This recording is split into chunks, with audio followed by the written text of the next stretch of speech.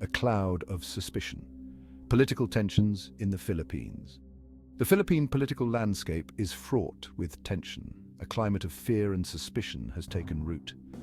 At the center of this storm is President Bongbong Marcos Jr. His administration faces accusations of silencing dissent. Critics whisper of a return to the dark days of martial law. Opponents of the government are finding themselves in the crosshairs. Legal cases, often shrouded in controversy, are being leveled against them. The internet, once a haven for free speech, is now a battleground for online attacks and smear campaigns. These actions raise a troubling question. Is the Marcos administration consolidating power through intimidation? The situation demands scrutiny. Adding to the complexity is the South China Sea dispute and the Marcos administration's close ties with the US. The future of Philippine democracy may hang in the balance. The world is watching.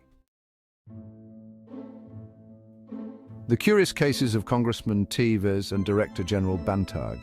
Congressman Teves and former Bureau of Corrections Chief Director General Bantag have become entangled in legal battles. Both men are vocal critics of the Marcos administration. Both now face serious charges. The timing, however, is raising eyebrows. Teves is accused of involvement in the murder of a political rival. Bantag is implicated in the death of a prominent broadcaster. The evidence against them remains murky. Yet, the charges carry significant weight. Critics see these cases as politically motivated. They point to inconsistencies in the narratives. They question the speed at which the cases are being pursued. The government denies any wrongdoing. The legal battles of Teves and Bantag have sent chills down the spines of other potential critics. The message is clear: speak out against the administration, and you could be next.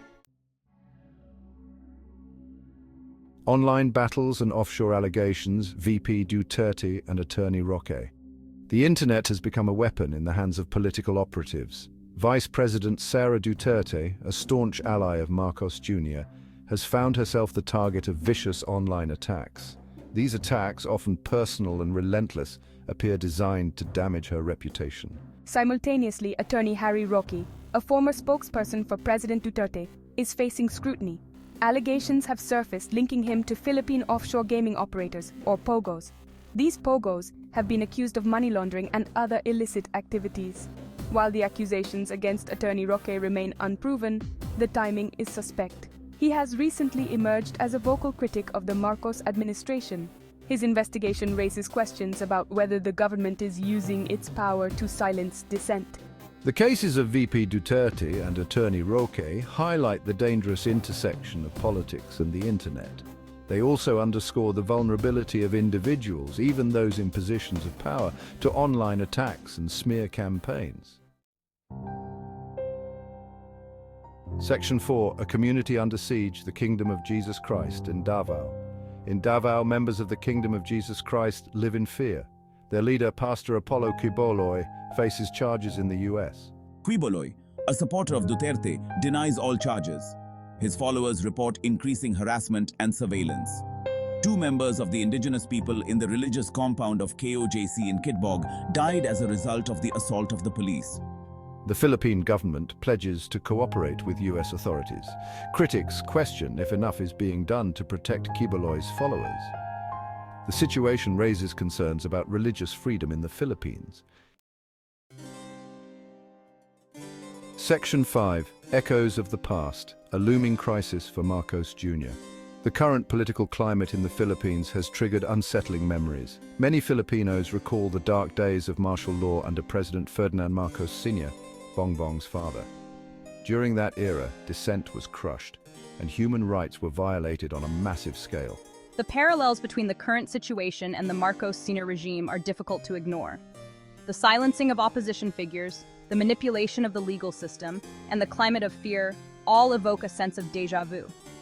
Bongbong Marcos Jr. insists his administration is committed to democracy and the rule of law. However, his actions speak louder than words. If he continues down this path of repression, he risks sparking a backlash that could threaten his presidency. Section 6. The price of apathy, a call to action. The situation in the Philippines is dire. The hard-won gains of democracy are under threat. The rights and freedoms of Filipinos are being eroded. But all is not lost. The power to change course rests in the hands of the people. Silence is complicity. Apathy is the enemy of freedom. Now is the time for Filipinos to stand up and make their voices heard. Contact your elected officials, demand accountability, support independent media, speak out against injustice. The international community also has a role to play. Governments, human rights organizations, and individuals must hold the Marcos administration accountable for its actions. Sanctions, diplomatic pressure, and public condemnation can send a powerful message that human rights violations will not be tolerated. The fight for freedom is never easy. It requires courage, determination, and unwavering commitment, but the stakes are too high to remain silent. The future of the Philippines and the very soul of its democracy hang in the balance. Section 7. A fragile democracy safeguarding the future. The Philippines stands at a crossroads. Will the country succumb to the siren song of authoritarianism, or will it rise to the challenge and safeguard its fragile democracy? The answer lies in the hands of every Filipino. The current crisis is a wake-up call. It is a reminder that democracy is not a spectator sport. It requires active participation, constant vigilance, and a willingness to defend it against all threats, both internal and external. The Philippines has a proud history of fighting for freedom. From the revolution against Spain to the People Power movement that toppled the Marcos dictatorship, Filipinos have shown time and again that they are not afraid to stand up for their rights. The challenges ahead are daunting but not insurmountable. By embracing the spirit of unity, courage, and determination that has defined the nation's past, Filipinos can overcome this crisis and build a brighter future for themselves and for generations to come. The time for action is now. The continuous harassment of the Philippine National Police towards the KOJC, with their unrelenting presence outside the religious compound, serves as a stark reminder of the challenges faced by those who dare to stand up for their beliefs.